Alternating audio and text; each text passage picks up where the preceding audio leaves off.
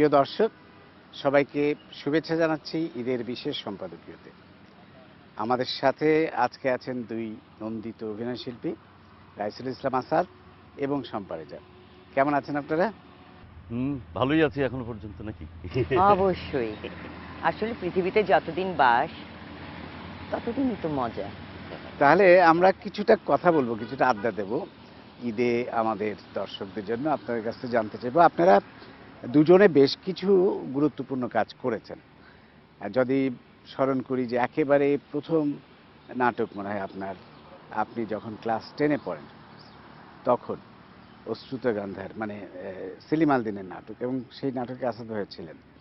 এবং তারপর আরেকটা বিখ্যাত নাটক, যেই নাটক মানে খুবই জনপ্রিয় হয়েছিল তখন, ইডিয়ট, সেই নাটকে আপনারা অভিনয় করেছেন। সেই কথাগুলোতে আমরা আসব।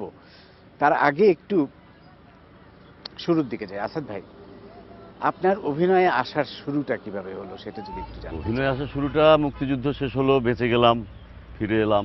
যাদের সাথে ছিলাম অনেকেই যুক্ত ছিল এই সাংস্কৃতিক কর্মকাণ্ডে, নাটকে বা অন্যান্য গান বাজনা এগুলোর সাথে। আমি কখনোই এগুলোর সাথে যুক্ত ছিলাম না বা এগুলো করার চিন্তা ভাবনা ছিল না। আমি স্বাধীন হয়ে যাওয়ার পরে তাদের সাথেই ওঠা বসা চলাফেরা, যেমন সালাউদ্দিন জাকি, নাসিরুদ্দিন ইউসুফ, এরকম আরও অনেকে। তো তারা তখন নাটক করার চিন্তা ভাবনা, বহুবচন বলে একটা শিল্পী গোষ্ঠী ছিল, সেইখান থেকে দুটো নাটক তখন হবে ঠিক হলো। একটি হচ্ছে আমি রাজা হব না, ফজলুর রহমানের লেখা, আরেকটি হচ্ছে সর্ববিষয়ক গল্প, সেলিম আল দীনের লেখা। সেলিম আল দীনের প্রথম, সম্ভবত এটি প্রথম মঞ্চনাটক। তো সেই দুটো নাটকের রিহার্সেল হতো তখন আর্টস কাউন্সিল, এখন যেটা শিল্পকলা একাডেমি। ওখানে একটা ছোট্ট মতো ঘর ছিল, এরকম ঢেউ ছাদ। সেই রিহার্সেল হতো, তো আর সেখানে তাদের সাথে আমি যেতাম এবং ওখানে ফুট ফরমাস খাটার মতো নাটকের বাইরের যে কর্মকাণ্ডগুলো, মানে আমরা যেটাকে বলি ব্যাক স্টেজ ওয়ার্ক বা রিহার্সেলের পেছনের কাজ, সেগুলো করতাম। তো ওই করতে করতে একসময় একদিন একজন আসেনি রিহার্সেলে, সেটি হচ্ছে আমি রাজা হব না নাটকে ফজলুর রহমান এবং সেলিম আল দীন ছিল আমার বন্ধু, দুজনই ঢাকা ইউনিভার্সিটিতে বাংলা বিভাগে পড়তো তখন। সেই নাটকে একটি চরিত্র ছিল, সেই চরিত্রটা হচ্ছে যে সে একটি রেস্টুরেন্টে এসে চায়ের কাপটা নিয়ে বেরিয়ে যাবে। তো আমাকে বললো যে আসেনিও, তুমি এটা করে দাও একটু। তাই বললাম যে আমার পক্ষে সম্ভব না, আমি কোনো দিন এটা করিনি বা আমি পারবো না। বললেন না, কিছু করতে হবে না, শুধু চায়ের কাপটা নিয়ে চলে যাও। তাই বললাম যে ঠিক আছে, আমি তাহলে পেছন দিয়ে যাব, সামনে দিয়ে এরকম করে যেতে পারবো না, তুমি যেমন করে হোক যাও, রিহার্সেল আটকে আছে। তো এরকম নিয়ে চলে গেলাম। তো একদিন দুদিন পরপরই কেউ একজন আসে না এবং সেই রকম ছোট ছোট আমাকে দিয়ে করায়। তো একদিন হঠাৎ বললো, তোমাকে এখানে একটা সংলাপ বলতে হবে, যে এখানে তুমি যাওয়ার পর জিজ্ঞেস করে এই কত হয়েছে রে, তুমি বলবা যে এত। তাহলে আমি সংলাপ বলতে পারবো না, সম্ভব না। আরে বলে আটকে আছে, রিহার্সেল করো। আমি বললাম যে আমি তাহলে বাইরে যেয়ে বলবো। বলে তাই বলো। তো এই করতে করতে রিহার্সেলে একটা সময় যখন সেই নাটকটি প্রথম মঞ্চস্থ হলো, সেই নাটকের প্রধান চরিত্রে আমি অভিনয় করলাম। এবং ওই সর্ববিষয়ক গল্পের দুটো একসাথে হয়েছিল নাটক। একটা ইন্টারভেলের আগে হতো, ইন্টারভেলের পরে হতো আরেকটা, এবং একই দিনে দুটো শো হতো, দুটো দুটো করে। তো সেই সর্ববিষয়ক গল্পেরও একটা ক্যারেক্টার আমাকে করতে হয়েছিল একটি আর্টিস্টের অনুপস্থিতিতে। নাসিরুদ্দিন ইউসুফ সেই ক্যারেক্টারটা করছিলেন, উনি তখন অভিনয় করতেন, কিন্তু উনি অসুস্থতার জন্য পারেননি। আর খবরটা আমি নিয়ে গিয়েছিলাম বলে নাটকের আগের দিন আমাকে বললো এটাও তোমাকে করতে হবে, এবং সেটাও আমাকে করতে হয়েছিল। এই শুরু। সেইভাবে আপনার মঞ্চের শুরু। আপনি তো মঞ্চে অনেক অনেক কাজ করেছেন, আমরা সেগুলোও শুনবো পরে। শম্পা আপা, আপনি যদি বলেন আপনার শুরুটা কিভাবে হলো। আসলে আমার তো জীবন শুরু গান দিয়েই, এবং গান নিয়েই আমি কাজ করছিলাম ছোটদের আসরে। তারপর বিটিভির ছোটদের আসর তখন চমৎকার হতো। আমার এখনো চোখের সামনে ভাসে একটি অনুষ্ঠান, বিশ্ব সঙ্গীত, মানে সারা বিশ্বের French, English, German, Italian, Indian সব দেশের বাচ্চাদের গান নিয়ে একটা কি চমৎকার, মন্টু মামা, আমাদের মুস্তফা মানোয়ার মামার আইডিয়াতে, কি চমৎকার 1 মাস রিহার্সাল, এবং কত দেশের গান আমরা শিখলাম। সেই সব দেশের পোশাক পরিয়ে আমাদেরকে কি সুন্দর উপস্থাপনা, মোর্শেদ ভাই কি বলবো, আজও আমার চোখে ভাসে। তাতে ছোটদের আসর দিয়ে আমি আসাদের মতন নয়, আমি ছোটবেলা থেকে আসলে কাজ করেছি এবং ইন্টারেস্ট নিয়ে, কারণ আমি 2 বছর বয়সে আমি প্রথম গান শিখি আমার বুয়ার কাছ থেকে।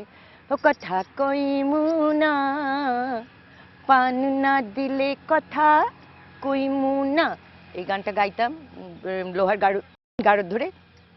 মার মনে হলো, মা তো গান করতেন, মার মনে হলো না, ওকে আমি গান শেখাবো। ওই যে গান শেখা শুরু।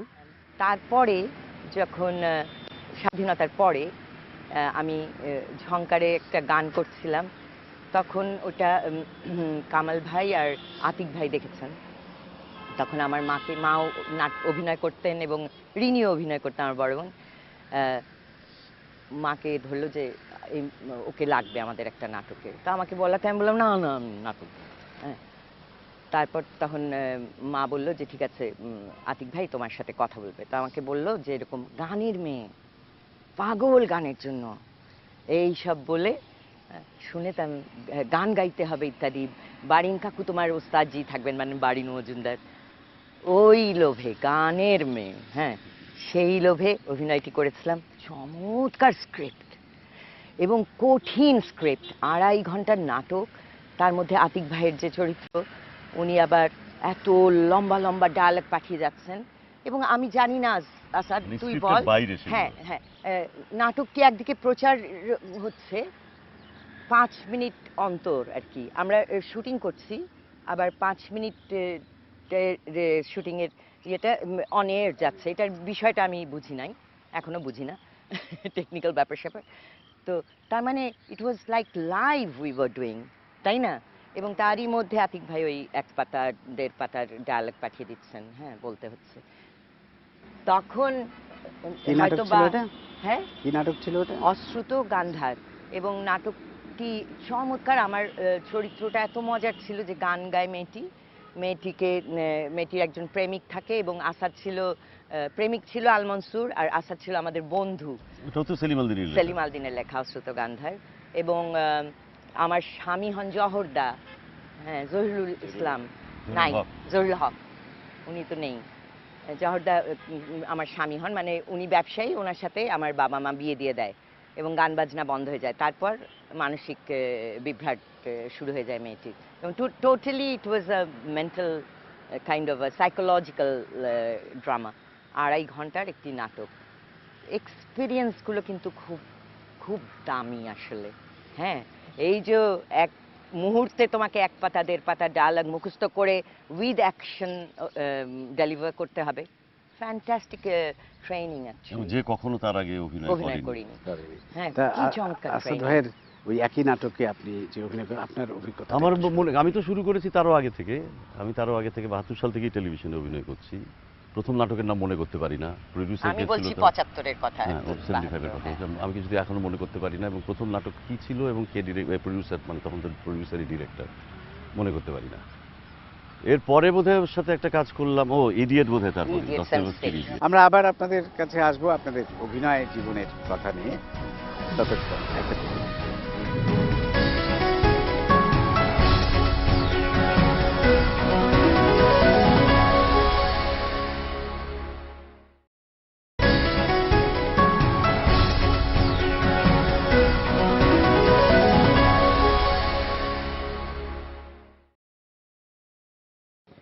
আমরা তাহলে আপনাদের অভিনয় জীবন নিয়ে একটু কথা বলি। আসাদ ভাই, আপনি তো বেশ কিছু চলচ্চিত্রে অভিনয় করেছেন। সম্পাপার যদিও চলচ্চিত্রে তেমন অভিনয় করা হয়তো হয়নি, কিন্তু আসাদ ভাই অনেক চলচ্চিত্রে অভিনয় করেছেন। আপনার চলচ্চিত্র জীবনের শুরুটা তো হয়েছিল মনে হয় আবার তোরা মানুষ, খানাতাউর রহমান, 75 সালে, না? না, এটা হচ্ছে 73 সালে। 73 সালে, ঠিক স্বাধীনতার পর। 72 সালে অভিনয় শুরু করলাম, মঞ্চে, টেলিভিশনে এবং বেতারে। প্রায় একই সময় কিন্তু আপনি সবগুলো মাধ্যমে কাজ হ্যাঁ, শুরু মানে করেছেন। তার পরের বছরই 73 সালে তখন আমাদের যে ডিআইটি বিল্ডিং, এখন যেটা রাজুক, এখানে ছিল আমাদের টেলিভিশন সেন্টার। তো ওখানে আদা ভাই আসলেন, এসে বললেন যে আমার নতুন কিছু ছেলের দরকার।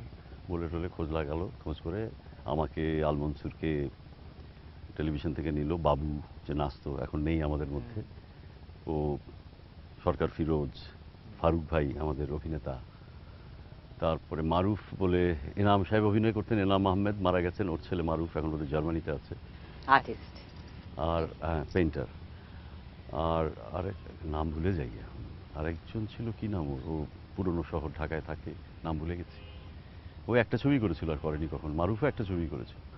তো সেটাতে নিয়ে গেল। আর তখন তো মানে অভিনয় মাত্র শুরু করেছি, কিন্তু চলচ্চিত্র করার জন্য যখন বলার পর আসে কি এটা দেখতে, যেহেতু শুরু করেছি এবং ভালো লাগা শুরু হয়েছে, দেখতে হবে ছবি কি করে হয়, কিছুই জানি না বুঝি না, চলে গেলাম করতে। আর তখন তো একটু অন্যরকম ছিল দেশের অবস্থা সব মিলিয়ে। এফডিসিতে তখন 24 ঘন্টা শুটিং হতো, 24 ঘন্টা কাজ হতো, এফডিসি বন্ধ হতো না, রাউন্ড দ্য ক্লক কাজ হতো। এবং আমরা আবার তোরা মানুষে যখন করি তখন সরাসরি সংলাপ ধারণ করা হতো। সে স্টুডিওর ভেতরে বিরাট সেট, এবং তার মধ্যে সেই অডিও যে নেবে বিশাল সেই লম্বা সে নিয়ে ঘুরে ঘুরে ঘুরে ঘুরে এগুলো নিত আমাদের কাছে, মানে সে সব কিছুই নতুন। আর মানে বিভিন্ন ফ্লোরে শুটিং হচ্ছে, রাজ্জাক সাহেব তখন 3-4টা ছবিতে অভিনয় করছে, তো আমরা দেখতে যেতাম। আর আমাদের আতা ভাই যেটা করেছিলেন, উনি আমাদেরকে এফডিসিতে প্রথম যখন নিয়ে শুটিং যেদিন হবে প্রথম, সব যারা কাজ করছিলেন এফডিসির সবাইকে ডাকলেন, ডেকে বললেন যে দেখো আমি মুক্তিযোদ্ধাদের নিয়ে একটা ছবি করছি, আর এখানে যাদের দেখছো তাদের মধ্যে বেশিরভাগই মুক্তিযোদ্ধা। আমি ওদের হাতে সরকারের অনুমতি নিয়ে বিভিন্ন অস্ত্র ব্যবহার হবে এখানে, গুলি সহ, সেগুলো ওদের হাতে দিয়ে দিয়েছে, ওদের কাছে সবসময় থাকে।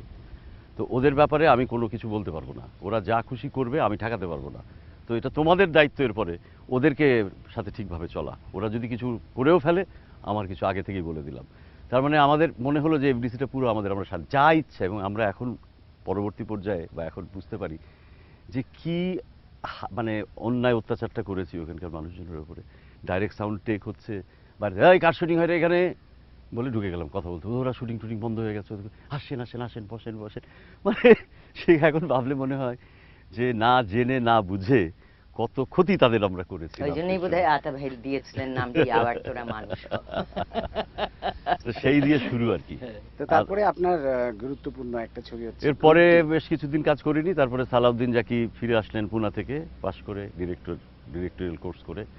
উনি ঘুড্ডি ছবি বানালেন, সেই ঘুড্ডি ছবিতে অভিনয় করলাম। এরপরে তো লাল সবুজের পালা এবং আরও সুরুজ মিয়া, এরকম একের পর এক গোটা 50-55টা ছবি এরপরে আস্তে আস্তে করা হয়ে গেছে আর কি পর্যন্ত।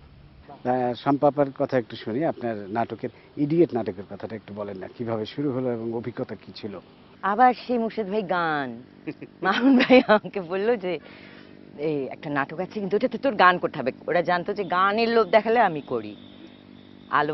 আলম খানের সুরে, আমি এক এমনই গোলাপ যারে দেখতে সবে পাগল, আছে মোর মিষ্টি গন্ধ, সেই গন্ধে সবে মাতাল। গানটা শোনালো, গানটা মনে আছে, নাটকের কিচ্ছু মনে নাই। তুমি হ্যাঁ মুর্শিদ ভাই যদি আজকে বলে যে কোনো একটা ডায়ালগ বলো, আই রিমেম্বার নাথিং। কিন্তু এইটুকুন মনে আছে, আমাদের 1 মাস রিহার্সাল হলো, 3 দিন ক্যামেরা রিহার্সাল হলো বিটিভির। এবং কে না জড়িত ছিলেন ওই নাটকটির সাথে, মামুন ভাই তো ছিলেনই ডাইরেক্ট। নাট্য লিপি লিখেছিল আমাদের হ্যাঁ ইডিয়েট থেকে ওটাকে নাট্যরূপ দিয়েছিল আল মনসুর। হ্যাঁ আমরা বেলাইল্লা ডাকি, বেলাইল্লা করেছিল। ও একেবারে ওকে ঘর বন্ধ করে he was sitting there and writing.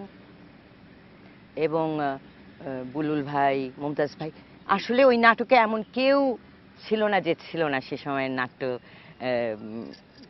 জগতের যারা। হ্যাঁ আলতাফ ভাই ছিলেন, নাই ওরা অনেকে বিশাল ক্যানভাসের নাটক ছিল। এবং আমার বিশেষ করে মনে আছে যে ট্রেনটি বানানো হয়েছিল বিটিভির স্টুডিওর ভেতরে, এবং সেটি দোলানো, মানিক ভাই ছিল ক্যামেরায়, এবং তারা সবাই যে সিরিয়াসলি কাজটির প্রত্যেকটা অংশ, হ্যাঁ, এবং মুভমেন্টের ইট ওয়াজ লাইক মামুন ভাই দেখিয়ে দিয়েছিল যে খাটে বসলে এরকম করে তারপর হেঁটে এই পর্যন্ত যাবে। ওগুলো রিহার্সাল হয়েছিল আগে, এবং ক্যামেরাও সঙ্গে ছিল রিহার্সালের। হ্যাঁ, so naturally it was a good production. তা আসাদ ভাইয়ের কি অভিজ্ঞতা? আমার ওই নাটকটা অ্যাকচুয়ালি এমন একটা ক্যারেক্টার ছিল আমার, যে মানে ও যে চরিত্রটা করেছিল সেই মেয়েটিকে ওটা বলে পাগলের মতো ভালোবাসে। মানে পৃথিবীর কোনো পুরুষ তার দিকে তাকাবে সেটাও সে সহ্য করতে পারে না, মানে অবসেসড একেবারে। এবং মেয়েটা তাকে ভালোবাসে না আসলে, মেয়েটা ওই যে ইডিয়েট যে চরিত্রটা করছে বুলবুল আহমেদ, তাকে তার ভালো লাগে, এটা আমি সহ্য করতে পারি না। এবং এভাবে বিভিন্ন সময় বিভিন্ন ঘটনার ভেতর দিয়ে যেতে চাই, কিন্তু আমি তাকে ছাড়া পৃথিবীর কিচ্ছু বুঝি না। আমি অনেক ক্ষমতাবান মানুষ, অনেক অর্থ সম্পদ আমার আছে, কিনে নিচ্ছি সব কিছু, এরকম অবস্থা, কিন্তু তার মন তো কিনতে পারছি না। এবং একদম এন্ডে আমার মনে আছে, লাস্ট সংলাপটা মনে আছে, যখন আমি ওই মেয়েটার গলা টিপে হত্যা করছি তাকে, মেরে ফেলি লাস্টে। ওই লাস্ট সংলাপটা বোধহয় এরকম ছিল, আমি জানি না ভালোবাসার উল্টো পিঠে ঘৃণা লেখা থাকে কি না। এটা ছিল the last dialogue of the play. সেই 1976 সালের এই জুন মাস, মানে জুন মাসের বোধহয় 27-28 তারিখের দিকে টেলিকাস্ট হয়েছিল 40 বছর আগে। চমৎকার। হ্যাঁ, পরপর দুটো নাটকেই আমি মরে যাই। 75-এ প্রথম নাটক করি, সেটিতেও মরে যাই, এবং 76-এর এটাতে মেরে ফেলা হয়। মেরে ফেলা হয়। গলা টিপে। যাই হোক, আমাদের আড্ডা আরো জমবে একটা ছোট্ট বিরতি।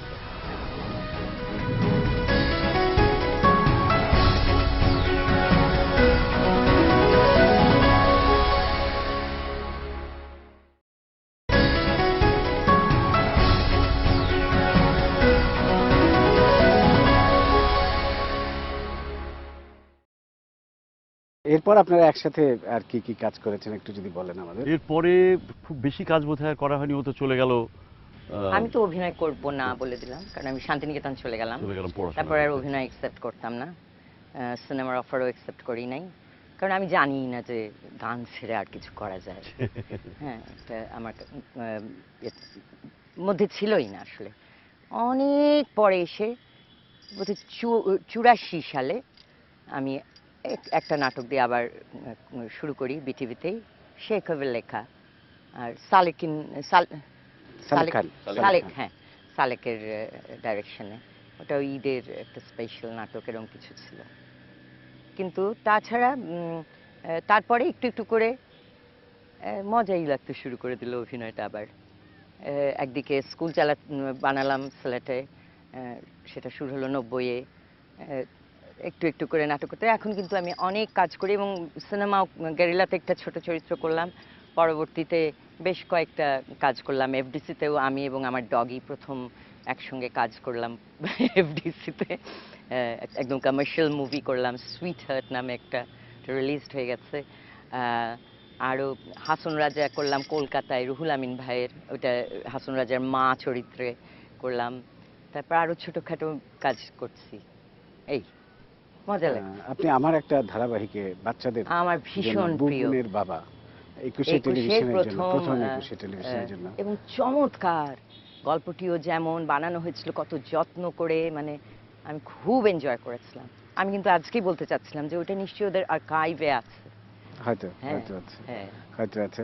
আসাদ ভাই, আপনিও আমার কিছু ছবিতে অভিনয় করেছেন, হ্যাঁ, কিছু নাটকেও চমৎকার। কূপ নাটকটা আমি কূপ নাটক। করেছিলাম, আমার প্রথম নাটক টেলিভিশনের জন্য, এবং আমার মনে হয় ভালো নাটক হয়েছিল। খুবটা অসাধারণ একটা স্ক্রিপ্ট, মাসুম রাজার স্ক্রিপ্ট ছিল। মাসুম রাজার script আমি ছিল। ওখানে আমি, পাভেল, বন্যা আজাদ আবুল মির্জা, কালাম, বন্যা মির্জা, তারপরে আমাদের আলী জাকের ভাই, কি বলে জাকের ভাই ছিলেন, জলি, হুম, আলী জাকের। হুম।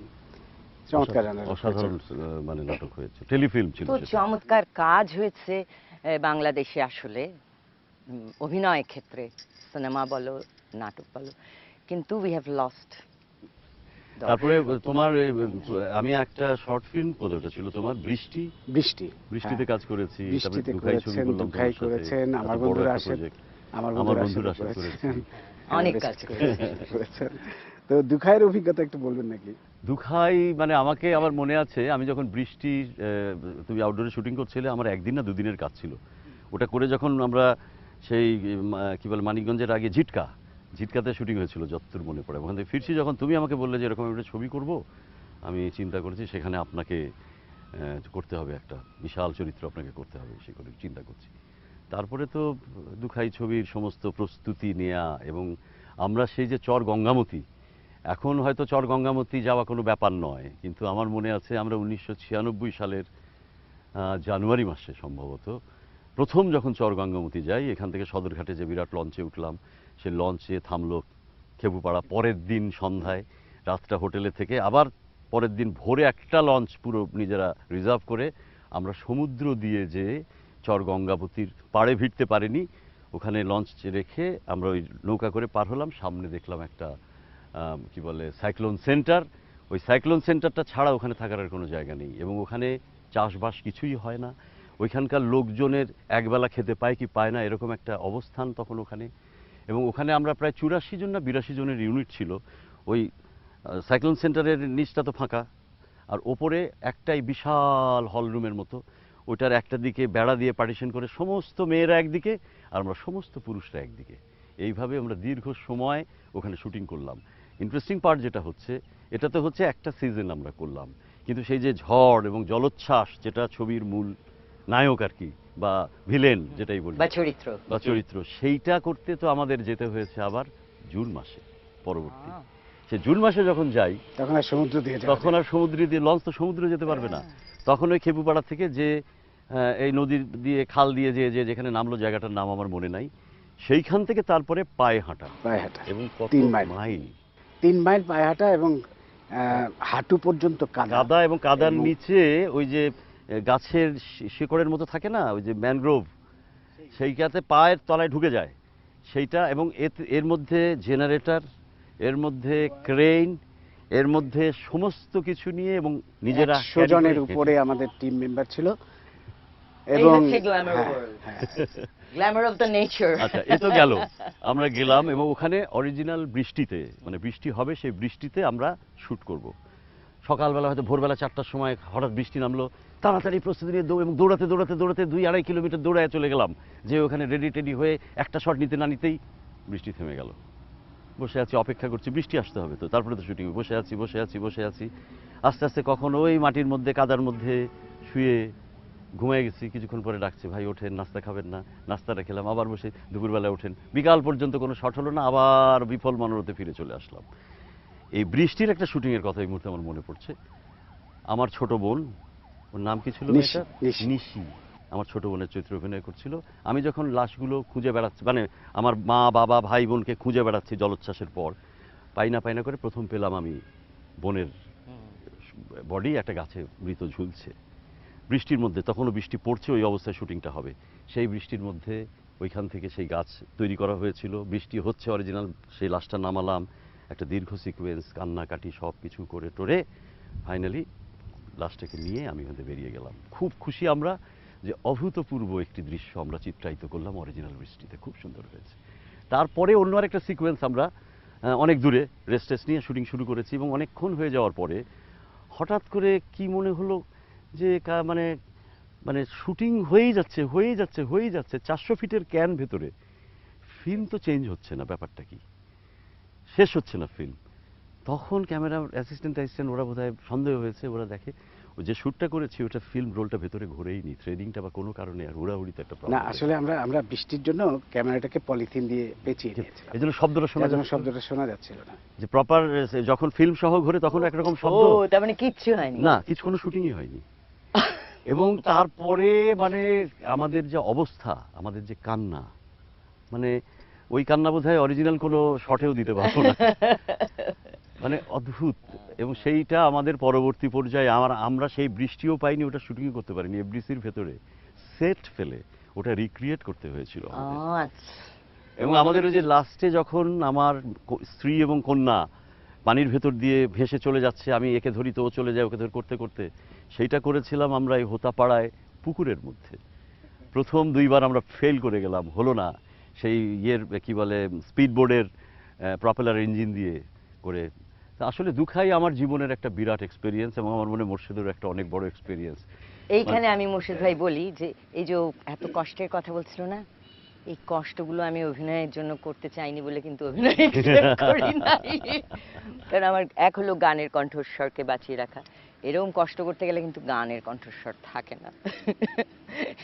এবং আমি জানতাম যে ওরা যে প্রেম, যে আদর আপনার ওদের, হ্যাঁ, অভিনয়ের জন্য, মানে মানুষ তো জানে না যে কি কষ্ট করে এক একটা সৃষ্টি হয়। না, আরেকটা ব্যাপার যেটা আমার মনে হয় যে কষ্টটা যেটা, মানে ওই যে বললাম যে অভিনেতা হতে চাইনি, অভিনেতা হয়ে গেলাম, তারপরে ভালো লাগা শুরু হলো, প্রেমটা হওয়ার পরে তারপরে দায়িত্ব, যেটা দায়িত্ব আমার, এটা দায়িত্ব, এটাকে পালন করতে, ভালো কাজ হলে সেখানে নিজেকে যুক্ত করতে হবে। সেখানে টাকা পেলাম কি পেলাম না, খেলাম কি খেলাম না, সেটা কোনো ব্যাপার নয়। আর এই সব কিছু পেছনে বোধহয় একটা জিনিস, ওই আবার ফিরে আসতে হয় 71-এর সেই মুক্তিযুদ্ধের সময় যে বয়সটা আমার ছিল, আমি সেকেন্ড ইয়ার ইন্টারমিডিয়েটের ছাত্র, এবং জীবনে যা দেখেছি, মানুষ জীবন স্বাধীনতার জন্যে একটা জাতি কি করতে পারে, মৃত্যু, বিভীষিকাময় সেই পরিবেশ, এবং তার ভেতরে মানুষের প্রতি মানুষের যে ভালোবাসা, মানুষের প্রতি মানুষের যে প্রেম, সেটা মানুষের জন্য, দেশের জন্য, শুধু নিজের পরিবার বা সন্তানের জন্য না, পুরো দেশটার দেশটার প্রতি। জন্য। মানে মুক্তিযুদ্ধের সময়কার আমরা যারা বাচ্চা বা যুবক যুবতী, তাদের মাথায় কিন্তু দেশ এবং যা কিছু করব এবং দেশের ওই ভালো যা হবে। আজ দেখেছি, অবধি ওই যা দেখেছি এবং যা করেছি, যে অবস্থার ভেতর দিয়ে গেছি, এরপরে এইগুলো কষ্টগুলোকে কোনো কষ্ট মনে হতো না। এই যে অনেকে খাওয়ার শুনিয়ে খাওয়ার কষ্ট নিয়ে, এবং এই জন্য বেশিরভাগ অভিনেতা অভিনেত্রী বাংলাদেশের আমার উপরে ভীষণ বিরক্ত, ভীষণ কি বলে, সব নষ্ট করেছেন আপনি, আপনি কেন এরকম করেছেন বা এরকম করেন, আমাদেরকে আপনার রেফারেন্স দিয়ে এসব বলে। আমি আমি তো সবসময় বলি যে আসাদ ভাই এত কোঅপারেটিভ আর্টিস্ট যে আমার যদি ছবিতে আসাদ ভাইয়ের চরিত্র যদি আমার মনে হয় কিছুটা হলেও আসাদ ভাইকে এখানে মানাবে, তাহলে আমি আসাদ ভাইকে কাস্ট করবো। সেই রকম, কারণ আসাদ ভাইকে নিয়ে কাজ করার মজাই আলাদা। যাই হোক, আমাদের আড্ডা আরো জমবে একটা ছোট্ট বিরতি।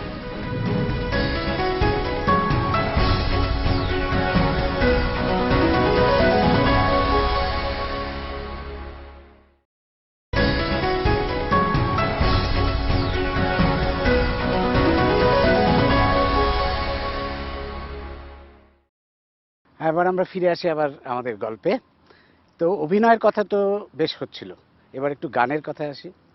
আপনার গানের চর্চা কেমন চলছে? গানের সাথে কিন্তু আমার রোজকার সম্পর্ক, কারণ আমার তানপুরাটি, যেটি ৭৮ সালে আমার ওস্তাদজি আমাকে গিফট করেছিলেন, ওটি এবং আমি একাত্মা আসলে। তো ওই সকালে আমার ওই সুর লয় তালটি ঠিক না করে নিলে আমার মাথাটাই বিগড়ে যায়। এবং ওই সুর লয় তালই কিন্তু আমাকে দিনটার পরিচালক হিসেবে কাজ করে।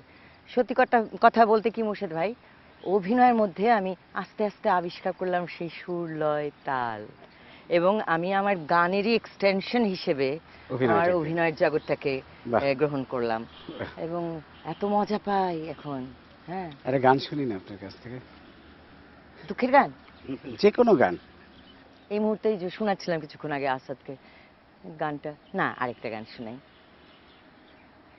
যদি কিছু আমারে শুধাও, কি যে তোমারে কব, নীরবে চাহিয়া রব, না বলা কথা বুঝিয়া নাও। কি চমৎকার কথা সলিল চৌধুরী। তারপরে আছে, ওই আকাশ নত যুগে যুগে সংযত, নীরবতায় অবিরত, কথা বলে গেছে কত। বাহ। কি কথা, আমাকে মুগ্ধ করে। শ্যামল মিত্রের গাওয়া। শ্যামল বাবুর গাওয়া এবং সলিল চৌধুরীর লেখা এবং সুরে। What a thinker. রাইট। কি মজা। আসাদ ভাই, আপনিও কিন্তু ভালো গান গান। প্রচন্ড। হ্যাঁ, এবং আপনি তো বেশ আমি আসলে গান নাটকে- গাই না, গান শিখিও নি কোনোদিন, কিন্তু- ওইটাই আমার জীবনের বোধহয় সবচেয়ে বড় দুঃখ। কিন্তু আপনি যদি গাইতে আপনার কিন্তু পারতাম। গলাটা কিন্তু খুব চমৎকার গলা। একটু শোনান না ওর কোনো একটা সামনে গান, কোনো একটা। কত সেই- গান সেই আমরা শেয়ার কূপ করি। নাটকের সেই লালনের গানটাই, আমি অপার হয়ে বসে আছি। আমি অপার হয়ে বসে আছি, ওহে দয়াময়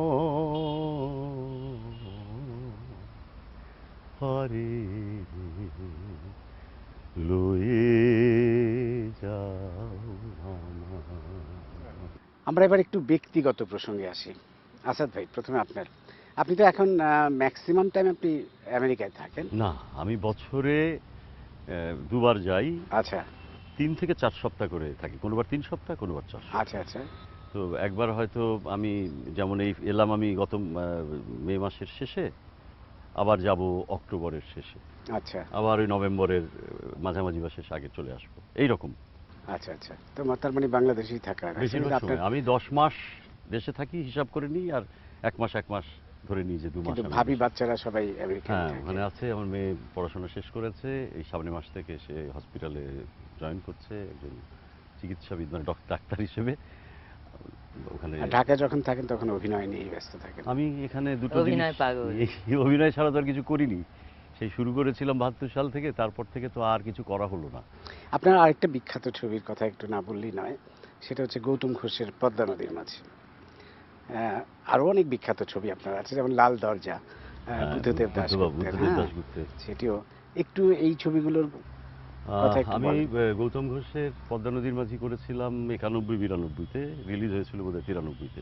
গৌতম ঘোষ যখন আসেন এখানে, আমার তার সাথে কোনো পরিচয় ছিল না, ওইভাবে দেখা হয়নি কখনো। সালাউদ্দিন জাকি তখন ছিল আর FDC টেলিভিশন এই FDC বিটিভির director director production production. Production তো উনি বললো যে সবাই আসছে, ওনার সাথে দেখা করছে, তুমি, আমি কি করবো, কিভাবে কি বলবো, যে তুমি যে, আমি যে এটা তো জীবনে আমি অভিনেতাই হতে চাইনি, আমাকে জোর করে অভিনয় বানিয়ে দেওয়া হয়েছে, আমি এখন বলবো আমি আপনার ছবিতে অভিনয় করতে চাই। ওনাকে আমি অনুরোধ করলাম জাকি ভাইকে যে আপনি একটা জিনিস করতে পারেন কিনা দেখেন, আপনার পরিচিত, আপনার বন্ধু, ওনাকে বলে আমাকে একজন ওনার অ্যাসিস্ট্যান্ট হিসাবে, সেটা যত নম্বর অ্যাসিস্ট্যান্টই হোক, যদি একটা ভালো ছবি কী করে হয় ওটা দেখার একটা সুযোগ করে দিতে পারেন কিনা। আর তাও যদি না হয় তাহলে আমি যদি, ওরা শুটিং যখন চলবে বা কাজকর্ম যখন করবে, তখন আমি একজন বাইরের লোক হিসেবে উপস্থিত হয়ে সেটা অবজারভার হিসেবে দেখতে পারি কিনা, এটার ব্যবস্থা করে দেয়। আর জাকি ভাই খেপে যায়, হ্যাঁ মিয়া, তুমি আসো, তুমি দেখা করো এসে। তারপরে বললো না করো, তোমার কোনো কিছু কাজ যদি থাকে তোমার রেকর্ড করা, বা তখন তো আমাদের ওই VHS ভিএইচএস ক্যাসেট পাঠাতে, আমি আমার কাছে তো কিছু নাই, আমি কোনো কিছুই সংরক্ষণ করি না, কোনো কিছুই রাখি না, ছবি পর্যন্ত নাই আমার কাছে। তো যাই হোক, পরে আমার এক ভক্ত, আমার বেশ কিছু ভক্ত আছে যারা আমার অনেক কিছু কালেকশন করে রাখে, আমি শুনি মাঝে মাঝে।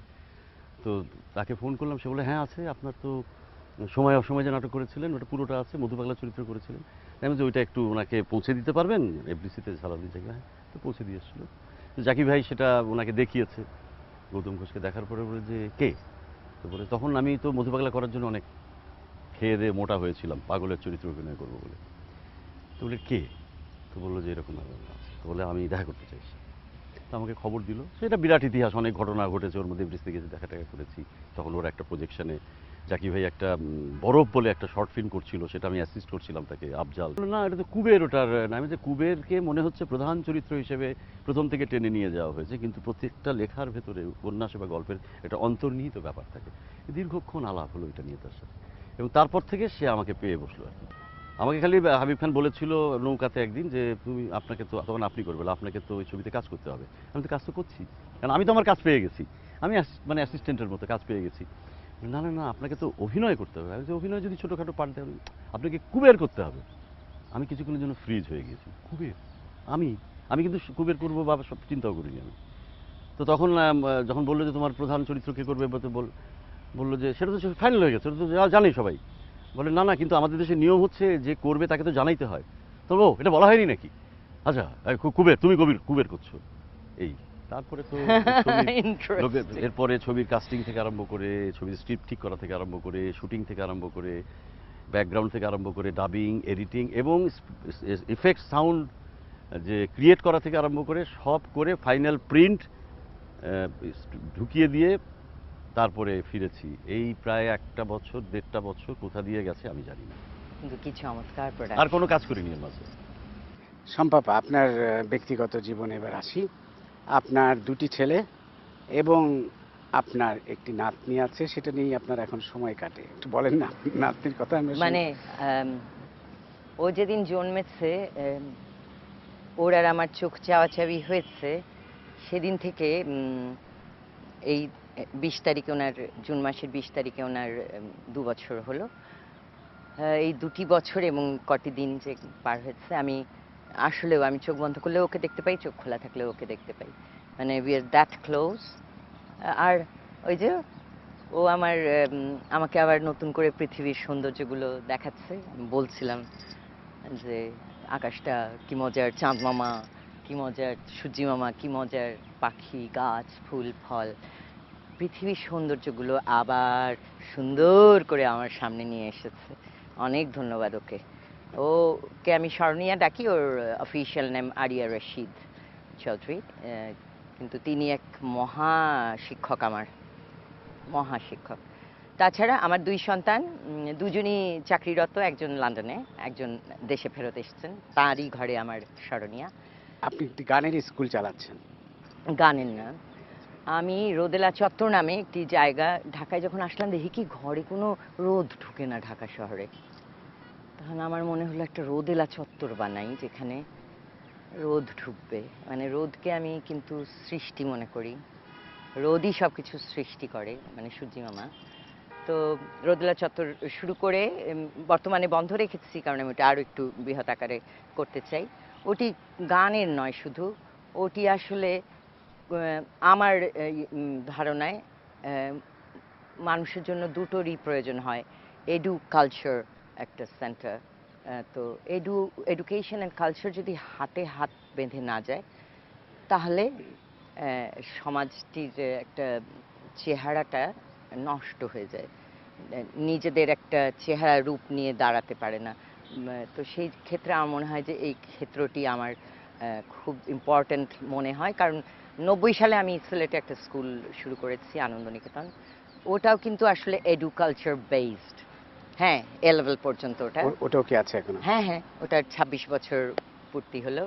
আসাদ ভাই, অভিনয়ের অবস্থাটা কি এখন? মানে চলচ্চিত্রে বলেন বা নাটকে বলেন, টেলিভিশন নাটক, মঞ্চ নাটকের কথাও কিন্তু সব জায়গায় কিন্তু একটা অবক্ষয় আমরা দেখতে পাচ্ছি। আগে যেই আনন্দ নিয়ে মানুষ কাজ করতো, এখন সেই আনন্দ নিয়ে কাজ করছে না। এখন সম্পর্কটা অনেক বেশি হয়ে গেছে লেনদেনের, অর্থনৈতিক। তাই না? অর্থনৈতিক। এটি কাজের মান কমিয়ে দিয়েছে। আর চলচ্চিত্রের ক্ষেত্রে তো বলা যায় একেবারেই দর্শক হল বিমুখ হয়ে গেছে, হলগুলো বন্ধ হয়ে যাচ্ছে, ছবি চলছে না, মারাত্মক একটা সংকটে আছে। সব মিলিয়ে আপনি কি মনে করেন? আসলে এখন তো সারা বিশ্ব একটা জায়গার দিকে ঝাঁপিয়ে পড়েছে, সেটা হচ্ছে অর্থনীতি, ইকোনমি।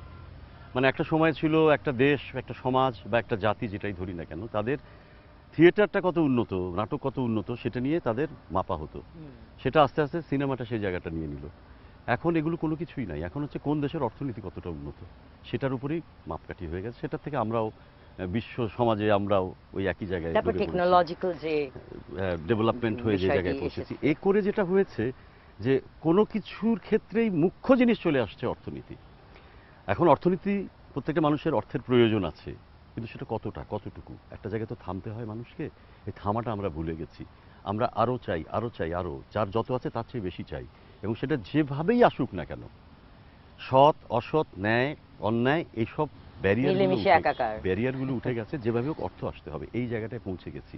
এটা হচ্ছে একটা ব্যাপার। আর হলে যে বা সিনেমাতে যে লোকজন যাচ্ছে না, দর্শক যে যাচ্ছে না, আসলে টেলিভিশনের পর্দায় ছবি দেখাটাকেই আমাদের বাংলাদেশের এই জনগোষ্ঠী ছবি দেখা মনে করছে। এখন সেটাও কমে এসে বোধহয় টেলিফোনের কি বলে ইয়েতে, কি বলে, স্ক্রিনে, হ্যাঁ, মিররে বা টেলিফোনে দেখছে, যেটা এটাকেই ছবি দেখা মনে করছে। এই জায়গায় ওখানেই গান শোনাটাকে গান শোনা মনে করছে। এই জায়গায় আমরা চলে গেছি। তো হলে এখন কিছু কথা বললে বলে যে হলের তো সেই পরিবেশ নাই, সেই কিছু নাই। আমাদের হলের পরিবেশ কবে অসম্ভব ভালো ছিল। গ্রাম বাংলার বিভিন্ন অঞ্চলে বিভিন্ন জায়গায় শুটিং করতে যেতাম, দেখেছি সেখানে সিনেমা হলে ঢুকতাম, পর্দায় ভালোভাবে ছবি দেখা যেত না, ফাটা ফাটা অডিও, সেইগুলোই মানুষ লোকে দেখতো, উন্মুখ হয়ে তাকিয়ে দেখতো, টিকিট মানে করে দেখতো। এখন হলে যাওয়া বা হলে বসে ছবি দেখার ব্যাপারটাই মানুষ ভুলে গেছে, হারিয়ে ফেলেছে। আবার ফিরিয়ে আনা যাবে কি না তাদেরকে আমি জানি না, কারণ এখন ওরা খোঁজে এটা ডিভিডি বেরিয়েছে, এটা পাওয়া গেছে, অথবা এটা অমুকদের ছবি, আর তো চ্যানেলে দেখতেই পাবো, ইউটিউবে দেখে ফেলে, ইউটিউবে তো পাওয়াই যাবে। তো এইভাবে এখন সিনেমাতে গিয়ে না দেখলে পরে যে সত্যি একটা ছবি বা সিনেমা দেখা হয় না, সেই ব্যাপারটাই মাথা থেকে ইরেজ হয়ে গেছে। এটা হচ্ছে মুখ্য আবার ব্যাপার। আসাদ, প্রোডাকশন কিন্তু অনেক বেড়ে গেছে, সো মানুষের চয়েস কিন্তু প্রচুর, এখন কিন্তু প্রচুর সিনেমা হচ্ছে। না, সেটা চয়েসটা বেড়ে গেছে হ্যাঁ, কিরকম? চয়েসটা চয়েসটা বেড়ে বেড়ে গেছে যাওয়াতে মানে মানুষ আগে ধরো কয়টা বাংলাদেশে, সিনেমা দেখবে? না, বাংলাদেশে আগে ধরো বছরে 90টা 100টা তার উপরেও ছবি রিলিজ হতো, হ্যাঁ। কিন্তু এখন তো শুধু সংখ্যায় বাংলাদেশ কমে নয়, গেছে। সারা বিশ্ব সেটাই এখন বলছি, দেখতে টিভি পর্দায় পাচ্ছ। এবং হাতের মুঠোয়। হাতের মুঠোয়। তো সেই হিসেবে সারা পৃথিবীর অসংখ্য ছবি দেখা যাচ্ছে, সেটাই বলছি। কম্পেয়ার করতে পারছে। হ্যাঁ, কম্পেয়ার করতে মঞ্চ পারি। নাটক, মঞ্চ নাটকে যেটা হয়েছে, ওখানেও যারা, আমরা যখন শুরু করেছিলাম 72 সাল থেকে, অর্থ কোনো বিষয় ছিল না আমাদের কাছে, আর অর্থের অত প্রয়োজনও হতো না বোধহয়। যে কারণে এই যে এখন এসে অনেকেই বলে, আমার যারা জুনিয়র তারা কাজ করে, কি করেছেন, এই যে আপনি ধরেন এখন একটা সময় থেকে তো কাজ করতে পারবেন না, তারপরে আরও হয়তো 15-20 বছর 30 বছর যদি বাঁচেন, আপনি কিভাবে চলবেন, কিভাবে বাঁচবেন, কিভাবে। আমি না তাকিয়ে থাকি যে এইসব তো কখনো ভাবিনি, এখনও যে খুব বেশি ভাবি তা কিন্তু না। হ্যাঁ, যে এইসব ভাবনাগুলো, কিন্তু ওদের এখন মনে করো যার বয়স 18-20 বছর বা 22 বছর, সেভাবে ভাবছে। তারা এখন থেকে বোধহয় 80 বছরে কি হবে সেটা চিন্তা করছে। এবং সেটা চিন্তা করছে একটাই পথে, আমি কতটা ভালো কাজ করে মানুষকে কতটা মুগ্ধ করব, আমি কতটা সুনাম কুড়াবো সেটা না, আমার অর্থ কতটা হবে। আমি কাজ করতে এসেই প্রথমে আমার একটা ফ্ল্যাট চাই, একটা গাড়ি চাই। সেটা কিভাবে হবে, অন্তত ব্যাংক লোন নিয়ে আমি করে ফেলি। এই যে লোনটা নিলাম, প্রতি মাসে এত টাকা গাড়ির জন্য এবং ফ্ল্যাটের জন্য আমাকে দিতে হবে, সেইটা আমাকে কামাই করতে হবে। তো এগুলোই পরিবর্তনগুলো এইভাবে হয়েছে। এখন মঞ্চ নাটকের যারা কাজ করবে তারাও মঞ্চ কাজের চাইতে বেশি মিডিয়াতে কাজ করতে, মঞ্চে ঢুকছে বেশিরভাগ ছেলে মেয়ে। যে আমি যদি মিডিয়াতে কাজ করতে চাই, তুমি এর আগে কী করেছো, আমি অমুক দলে কাজ করেছি, এই দলের এই নাটক করেছি, রেফারেন্সগুলো দরকার তার, এগুলো একটা ব্যাপার। আর মিডিয়াতে এত নাটক হচ্ছে, এত সময় দিতে হচ্ছে, যে কারণে সে একটা সময়ের পরে আর থিয়েটারে সময় দিতে পারে না। থিয়েটারে আমরা যখন শুরু করেছি তখন আমরা সেলিম আল দীনের যে নাটকগুলো করেছি, সেই সংবাদ কার্টুন থেকে শুরু করে মানে হাতহদাই বলি বা কেরামত মঙ্গল বলি বা যত যত নাটক তার করেছি, শকুন্তলা বলি, এক একটা নাটকের রিহার্সেল হতো কতদিন, কোনো নাটকের রিহার্সেল 1.5 বছর, 2 বছর, 2.5 বছর পর্যন্ত হয়েছে। এটা দেখুন তো, এবং প্রতিদিন, কিন্তু ওটা যে সপ্তাহে 1 দিন বা 2 দিন তা না, প্রতিদিন, মানে বিকেল 5টা থেকে রাত্রি 10টা পর্যন্ত রিহার্সেলে থাকতাম আমরা। আর আমরা কিছু মানুষ ছিলাম যারা তো সকাল থেকে রাত পর্যন্ত ওইটা নিয়েই পড়ে থাকতাম। তো সেইখানে এখন 2 মাস 3 মাস পুরো রিহার্সেল করতে হবে, এটাই তো চিন্তা করতে পারে না কেউ প্রতিদিন। তবে আমরা আশা করব অবস্থা নিশ্চয়ই ভালো হবে, পরিবর্তন হোক সব ক্ষেত্রেই। এগুলো It's a change transition time. নাটক, হ্যাঁ, ট্রানজিশন বা টাইম। চলচ্চিত্র। এত চ্যানেল, তখন তো বিটিভি ছিল শুধু। হ্যাঁ, বিটিভির চাপ ঘুরে ফিরে এক একজনের উপরে পড়তো। তবে আমি যে কথাগুলো বলছি এখন কিন্তু তো খারাপ- সব আর্টিস্টের উপরে খারাপ চাপ। অর্থে বা নেগেটিভ অর্থে বা হতাশ হ্যাঁ, অর্থে না, আমি না, রিয়েলিটিটা changing বলছি যে time, অবস্থা। হ্যাঁ। এখন এর ভেতর থেকে যতটা ভালো কাজ করা সম্ভব করতে হবে, অথবা এটাকে কোনোভাবে যদি পরিবর্তন করা যায় সেটার দিকে চেষ্টা করতে হবে, এছাড়া মানে তবে এর মধ্যেও ভালো কাজ কিছু হচ্ছে। অনেক ভালো আমাদের। কাজ আচ্ছা, আরেকটা কথা বলি, সবাই বলে আগে খুব ভালো কাজ হতো, এখন আগে যা না। কাজ হতো সব ভালো হতো, তা তো না। না। কিছু কাজ ভালো হতো, কিছু কাজ খারাপ হতো, কাজ কম হতো, কম ভালো হতো, কম খারাপ হতো। এখন সেই। অনেক কাজ হয়, হ্যাঁ, অনেক ভালো হয়, অনেক অনেক খারাপ হয়। খারাপ। তো ধন্যবাদ আপনাদের, চমৎকার কিছু সময় কাটলো আজকে ঈদের এই শুভ মুহূর্তে আমাদের দর্শকদের জন্য। আপনাদের অসংখ্য ধন্যবাদ। অসংখ্য ধন্যবাদ আপনাকেও। এবং অসংখ্য ধন্যবাদ চ্যানেলকে এবং যারা এই কাজকর্ম করছে আমাদের, যাদের দেখতে পাচ্ছে না দর্শক, তাদের সবাইকে। প্রিয় দর্শক, সবাইকে শুভেচ্ছা, শুভরাত্রি।